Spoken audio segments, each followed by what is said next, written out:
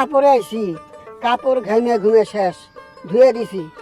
বউরে কইলাম আব্বার একটা লুঙ্গি দাও ফরি, হ্যাঁ দিল না। বুঝছি তো কেন দিল না, বাপ সোহাগী কন্যা, বাপের কাপড় জামাইরে দিব না, যদি বাপে কষ্ট পায়। কি করুম, বউর শাড়ি পরছি, কাপড় ধুয়ে শুকাই দিয়ে দিছি, শুকাইলেই পরুম। কি কাকা, মন খারাপ কেন? বড় ষাঁড় গরুটা পাওয়া যাইতেছে না।